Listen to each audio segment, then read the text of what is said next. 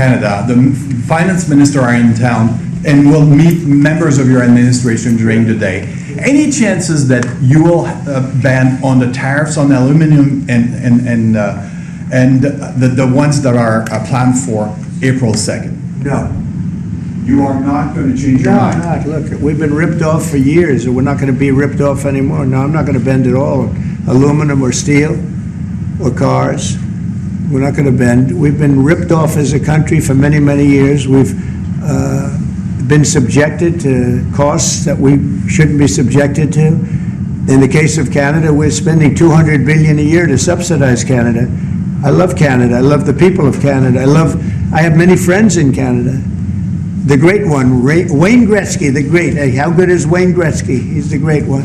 But we have, I know many people from Canada that are good friends of mine. But, you know, the United States can't subsidize a country for $200 billion a year. We don't need their cars. We don't need their energy. We don't need their lumber. We don't need anything that they give. We do it because we want to be helpful, but it comes a point when you just can't do that. You have to run your own country. And to be honest with you, Canada only works as a state. It doesn't. We don't need anything they have. As a state, it would be one of the great states anyway. This would be the most incredible country visually. If you look at a map, they drew an artificial line right through it between Canada and the U.S., just a straight artificial line. Somebody did it a long time ago, many, many decades ago, and makes no sense. It's so perfect as a great and cherished state. Keeping "O Canada," the national anthem. I love it. I think it's great. Keep it. But it'll be for the state, one of our greatest states. Maybe our greatest state. But why should we subsidize another country for $200 billion? It costs us $200 billion a year.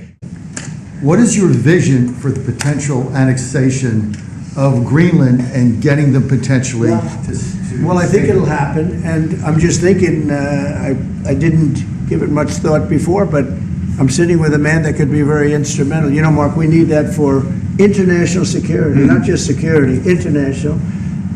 We have a lot of our favorite players, you know, cruising around the coast, and we have to be careful. And we'll be talking to you, and it's a very appropriate, really a very appropriate question. There's an issue in the high north, so the Arctic. So what you did, so when it comes to Greenland, yes or not joining the US, I would leave that outside for me, this discussion, because I don't want to drag NATO in that. But when it comes to the high north and the Arctic, you are totally right. The Chinese are now using these routes. We know that the Russians are rearming. We know we have a lack of icebreakers. So the fact that the outside Russia, there are 7 Arctic countries working together on this under US leadership is very important to make sure that that region, that part of the world stays safe. And we know things are changing there, and we have to be there. Well, they just had an election there the other day. Do you see a referendum, a plebiscite, where the people of Greenland would be in a position to decide if they want to become part of the United States? Yeah, it was a good election for us, as you know. It was not a referendum. It wouldn't be called that. It was an individual election. But the person that did the best is a very good person, as far as we're concerned. And so we'll be talking about it, and it's very important. Mark mentioned the word icebreaker. So we've ordered, we're in the process of ordering 48 icebreakers. And Canada wants to know if they could use them. I said, well, you know, you got to pay for them. Think of it, Canada. We pay for their military. You know, Canada pays very little for their military because they think we're going to protect them.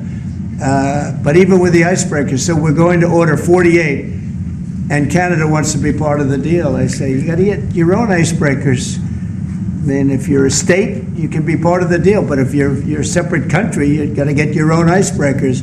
Russia, as you know, has about 40 of them, and we have one big icebreaker, but that whole area is becoming very important, and for a lot of reasons, the routes are, you know, very direct to Asia, to Russia, and you have ships all over the place, and we have to have protection. So we're going to have to make a deal on that, and Denmark is not able to do that. You know, Denmark's very far away and really has nothing to do. What happens? A boat landed there 200 years ago or something, and They say they have rights to it. I don't know if that's true. I don't think it is, actually.